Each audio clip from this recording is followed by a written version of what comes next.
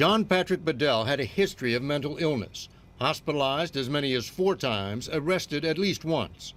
But that did not keep him from getting the guns that could have turned the Pentagon into another Fort Hood massacre. He was very well armed. I will tell you, he had 2 9mm semi-automatic weapons and many magazines. And he was apparently consumed by a get-rich-quick scheme which he advertised on YouTube.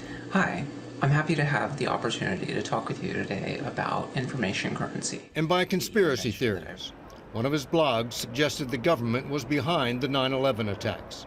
His parents, who live in this gated community in Hollister, California, were so concerned about their 36-year-old son that when he left home, they filed this missing person report. We just missed him, looking around the Hollister area in the northern end of the county here to locate him. We never did locate him. His parents warned the sheriff their son might be armed.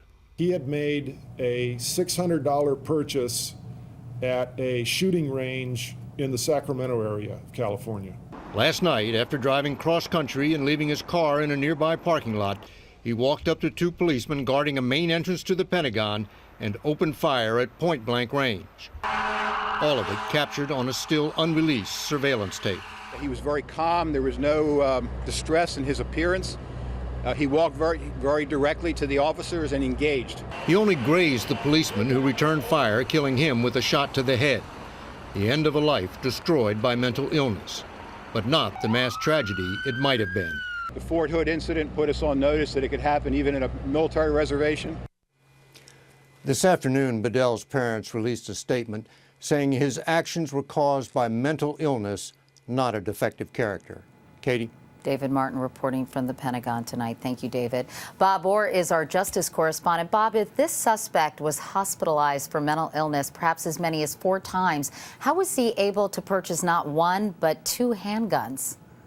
Well, Katie, that is the big question. We have to say right now, it's still not at all clear when or where Bedell got those 2 guns, and we don't know yet if he owned them legally. But as you mentioned, the biggest question does involve his mental health history.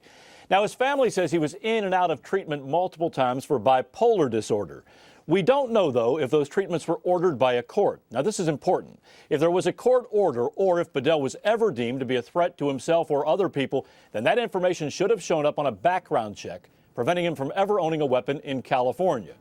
In California, a legal person can buy 1 handgun every 30 days. There is a 10-day waiting period for each of the weapons.